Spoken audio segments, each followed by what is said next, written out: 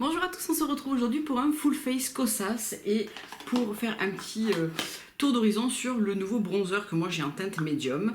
Vous aviez beaucoup de questions sur les bronzers, donc je vous ai d'ores et déjà posté un petit comparatif swatch et description sur Instagram, donc je vous laisse aller voir si ça vous intéresse en attendant la vidéo, tout simplement parce que à partir de lundi, donc on est dimanche aujourd'hui, à partir de demain je reprends le boulot à plein temps, donc forcément les vidéos vont être moins régulières. Et voilà. Donc hier, je me suis fait... Non, pas hier, vendredi, je me suis fait ma couleur. Voilà. J'en pouvais plus des cheveux blancs. Donc ma coiffeuse, qui a aussi une boutique, un genre de tout pour la coiffure, à côté de son salon, m'a indiqué quoi prendre. Elle fait des drives, donc je suis allée chercher ce qu'il me fallait. Et pour la première fois depuis peut-être 20 ans, je me suis fait ma couleur. Donc je me suis fait les racines. Je suis très contente du résultat. Donc j'ai fait un 5. Qui est, d'habitude elle me fait un 5 légèrement mélangé, donc là c'est un peu plus neutre, un peu moins chaud que d'habitude, mais franchement ça fait bien, je trouve, j'aime beaucoup. Et j'ai fait sur mes longueurs une patine qui est un Jalite en 10-22, si ça vous intéresse, pour supprimer un petit peu les reflets trop jaunes, etc. des longueurs. Et ma foi, je suis plutôt contente, et surtout je suis contente de ne plus avoir des cheveux blancs, vu que je reprends le boulot demain, je suis plutôt contente de ça. Bien, on va commencer donc la vidéo Kosas, je vais m'attacher les cheveux. Donc on va commencer avec le teint. Donc chez Kosas on a essentiellement des produits teint et des produits lèvres. On a quelques fards pour les yeux, mais voilà, c'est une marque qui est encore pas tout à fait complète. Il n'y a pas de mascara, il n'y a pas de poudre libre, il n'y a pas de produits sourcils, voilà, il n'y a pas de crayon, il n'y a pas tous ces trucs là. Donc c'est une marque qui commence à se... C'est une marque qui commence à s'étoffer. Moi je vais commencer donc par l'huile de teint visage teinté que j'ai en teinte 5, qui est ma teinte. Et ce qui est pas mal sur le bronzer, j'ai remarqué ça, c'est pour vous aider dans les teintes du bronzer à choisir. Vous avez la tonalité que vous prenez en fond de teint et ça vous dit qu'est-ce qu'il faut prendre en intensité, donc en clair, médium ou foncé. Donc moi dans les médiums ça va de 5 à 7.5 si vous prenez l'huile de teint, donc c'est plutôt pas mal. La light est faite pour de 0,1 à 0,4 et la dark foncé de 0,8 à 10. Donc je trouve que c'est une bonne indication pour savoir quelle tonalité nous va. Donc c'est parti, il faut bien la secouer. Moi je trouve que le meilleur résultat avec l'huile de teint c'est au doigt. C'est pas un produit que j'utilise tant que ça maintenant parce que je trouve que ça a tendance à marquer mes zones de sécheresse. Donc je me rends compte que je l'utilise pas si souvent que ça. Pourtant c'est un produit qui me plaît dans l'intention, c'est-à-dire que c'est un produit de teint qui est léger, qui unifie bien. Mais je trouve que la texture est un petit peu huile sèche en fait. Et si vous avez beaucoup de sécheresse sur le visage, de patch de sécheresse, ben ça va se voir. Ça va les marquer et ça va pas être forcément hyper joli quoi. Donc ne vous attendez pas à une grosse couvrance, hein, c'est une couvrance légère. C'est même pas du médium, hein, c'est vraiment du léger. On peut légèrement revenir dessus, mais moi je trouve que l'accumulation va se voir et c'est pas forcément très joli. Donc voilà, vous voyez, ça camoufle, mais voilà, donc la couvrance est légère, ça a tendance à se mettre un petit peu. Je vous ferai un full face, je vous ferai un close-up à la fin pour voir de plus près, mais je trouve que ça a tendance à se faufiler un petit peu, pas super joliment. C'est pas mon produit de teint préféré, franchement. Ensuite, je vais venir utiliser le concealer. Je vais en profiter, donc moi je l'ai en 5.5. Je vais en profiter pour en mettre sur les zones qui manquent de couvrance. La teinte est un petit peu claire là maintenant pour moi.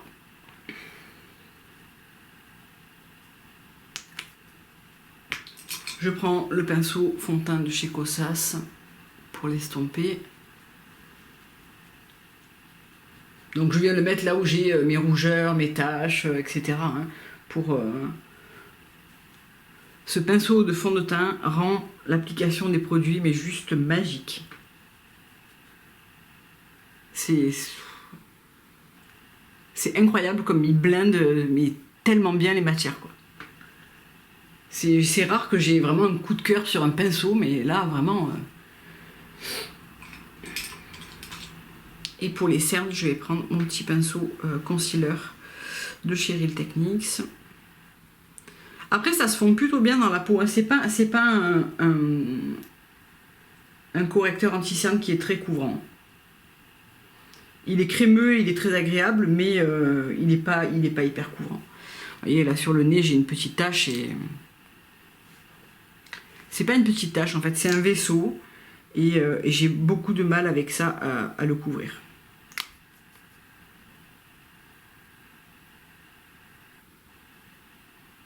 Voilà, même en rajoutant, je n'en viens pas à bout.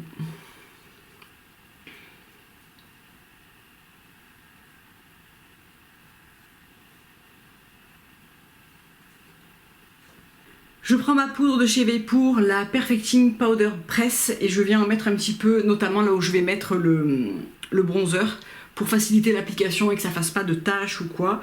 C'est un bronzer qui est assez pigmenté, mais qui est facile à maîtriser, je trouve. Je trouve que même s'il est bien pigmenté et qu'il est un petit peu poudreux, quand on prélève la poudre, ça a tendance à faire un peu des chutes. Je trouve qu'il est pas difficile à appliquer pour autant.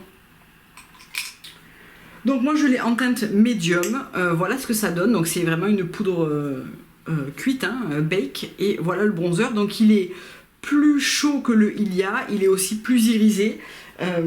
Si ça vous dit, vous allez voir les swatchs sur Instagram, et vous voyez, il a ce côté lumineux. C'est pas ma préférence pour les bronzers, je préfère avoir un bronzer mat, mais celui-ci fera bien pour un effet sun kiss. Vous voyez cet effet je suis bronzée, tous les côtés, tous les looks avec tous les maquillages avec un look un petit peu bronzé comme ça, il fera bien l'affaire parce qu'il va rajouter un côté un peu satiné qui sera pas mal aussi. Donc je vais le prendre avec le Multitask Brush. Vous avez été certaine à me dire que vous ne le trouviez plus. Il en reste sur ailleurs avec le manche plus court, donc le manche est comme ça. C'est la même taille de pinceau, mais simplement le manche est plus court. Je sais pas si c'est un produit qui a été arrêté ou s'il est juste en rupture sur ailleurs, je sais pas. Et je viens donc le mettre pour réchauffer. Donc je ne le mets pas en contour, hein, je le mets plutôt sur la pommette. Mais franchement, je m'attendais à une teinte plus compliquée à maîtriser du fait que je le trouve fort pigmenté. Mais sur la peau, il est plutôt facile, quoi.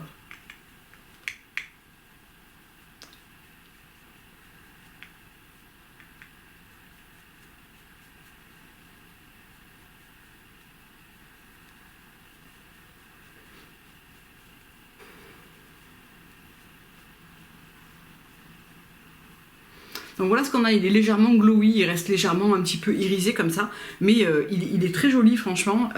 Moi ma préférence va où il y a tout simplement parce que au quotidien je préfère avoir un bronzer mat, mais celui-ci est vraiment très très beau pour le côté bonne mine qu'il apporte et le côté un petit peu highlight aussi. Ensuite en termes de blush, comment dire, j'ai le choix. J'ai les nouveaux, les High Intensity, et j'ai des anciens. Alors très simplement, si vous avez la peau claire et la peau sèche, pour les crèmes, partez sur l'ancienne version qui est plus crémeuse et moins pigmentée. Si vous avez la peau plus médium et pas la peau sèche, partez sur les High Intensity version crème qui sont beaucoup moins grasses et plus pigmentées. En revanche, pour les poudres, j'ai quand même une préférence pour l'ancienne version parce que je trouve que les couleurs sont plus respectées. Je vais vous faire la comparaison de mon préféré qui est le Contra Chroma.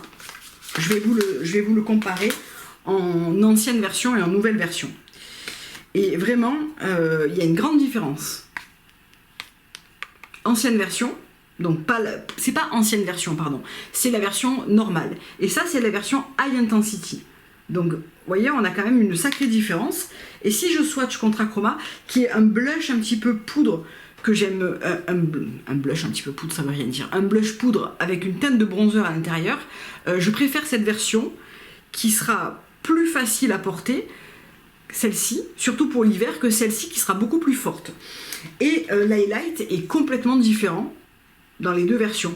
Là, on a un highlight qui est plutôt un highlight vraiment highlight, et là, on a un highlight qui est super chaud et qui est presque un bronzer pour les peaux, vous voyez, pour les peaux les plus claires, quoi. Donc, je suis pas ultra fan de la version High Intensity sur les poudres, mais par contre je les préfère largement sur les versions crème, et sur les versions poudre je préfère la version pas High Intensity.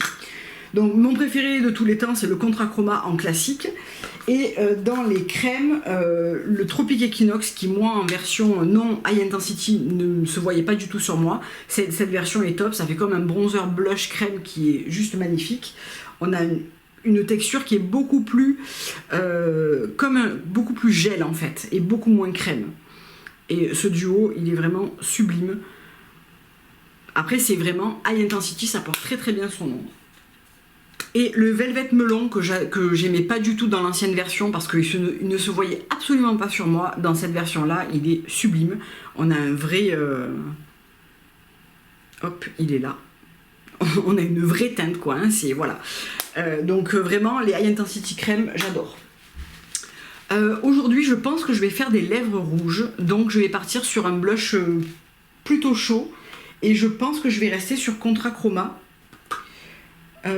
Pour ne pas... Je pense que je vais rester sur Contra Chroma pour ne pas apporter une teinte ni rose, ni pêche, ni rien. Quand je fais des lèvres rouges, j'aime bien rester dans une tonalité un petit peu neutre, pour les joues un peu bronzées, mais assez neutre. Donc je vais partir sur Contra Chroma qui est parfait pour ça. Il est parfait à porter avec un rouge à lèvres rouge.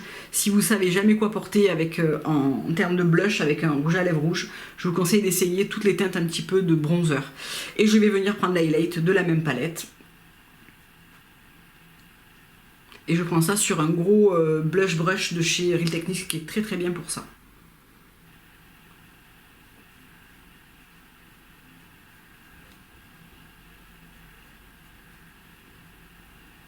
Et voilà ce qu'on a au niveau des joues, donc bronzer, blush et highlight. Donc clairement, au niveau du teint, ils ont bien développé le truc, hein. On a quand même un fond de teint qui au final est loin d'être mal. Et en fait, au plus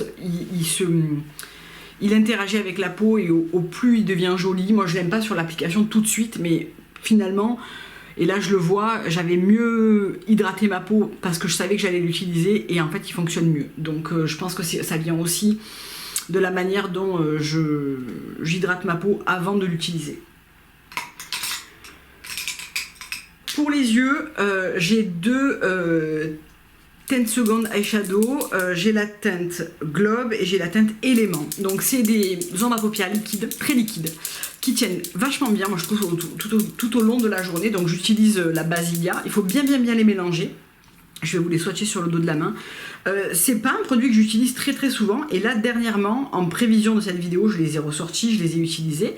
Donc ça se présente avec un embout comme ça. Et en fait, je les trouve vachement bien, quoi.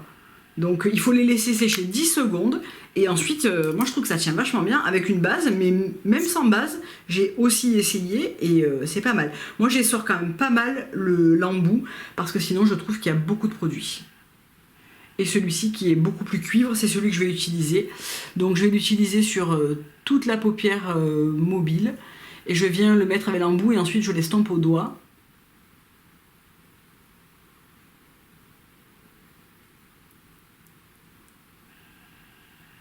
C'est hyper rapide à poser. Et une fois que c'est posé, ça reste quand même vachement bien en place.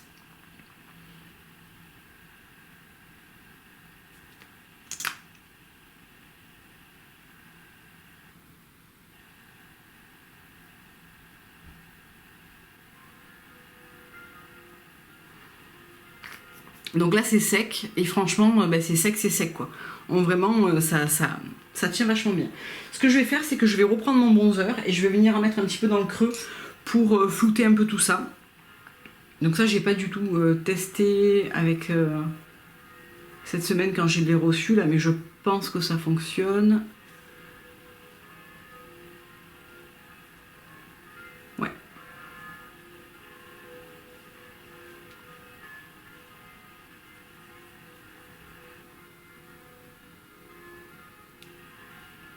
J'ai pas essayé de superposer une teinte puis l'autre. Je vais peut-être essayer.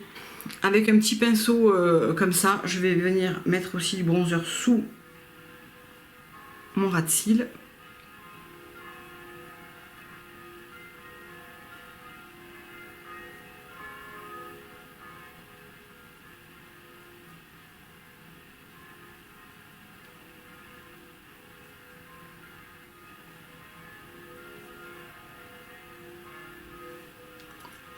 Voilà. Et je vais venir prendre un peu du globe et je vais essayer de tapoter sur le centre. Donc j'essore mes bords, je vais venir le mettre sur le dos de la main. C'est une teinte qui peut vachement bien aller avec aussi. Donc là, à mon avis, il faut que je me dépêche un peu.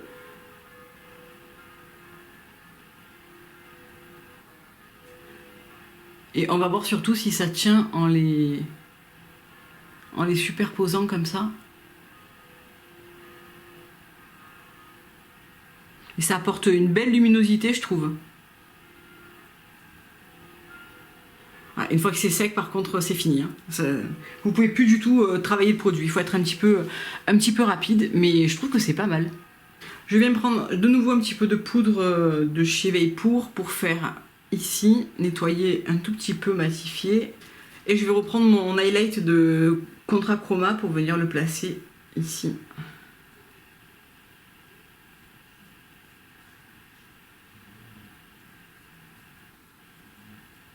Donc voilà pour les yeux, je vais aller appliquer mon mascara Ilia en 2 couches et je reviens pour la bouche. Alors voilà ce qu'on a après l'application du mascara Ilia en 2 couches. Au final j'aime bien le teint, je m'attendais pas à l'aimer comme ça, mais je trouve que ouais, le fait d'avoir beaucoup plus hydraté ma peau, ça me plaît mieux. Alors, pour les lèvres, là aussi j'ai le choix.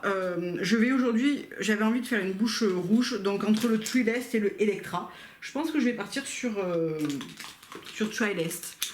Donc le Electra est comme ça. Je vais vous le swatcher. C'est plutôt un rose rouge. Là il sort vachement, il sort presque fuchsia à la caméra alors que pas du tout. Et Trilest,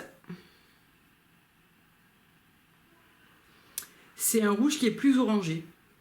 Donc je pense que Trilest il peut bien aller aujourd'hui avec ce look.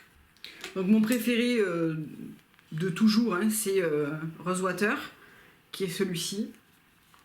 Et mon petit chouchou que j'ai toujours dans le sac, c'est l'huile pour les lèvres en teinte Jellyfish, qui est une teinte transparente que j'adore et qui fait office de gloss slash baume, qui est ultra agréable à avoir dans son sac et pour en remettre tout au long de la journée. Donc je vais utiliser Trilest, je viendrai faire un petit peu le contour avec un crayon à lèvres, pas de chez Kosas puisqu'il n'y en a pas. Donc le rouge à lèvres, moi j'adore la formule, c'est une formule crème gel qui tient bien, qui dessèche pas les lèvres, qui est ultra agréable à porter tout au long de la journée. Et vous avez sur ma chaîne une vidéo où je vous les swatche tous.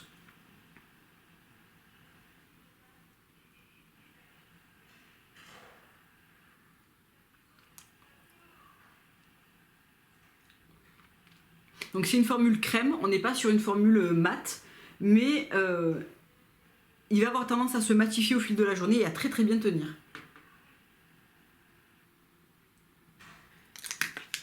Donc je vais venir prendre un crayon à lèvres de chez Bite.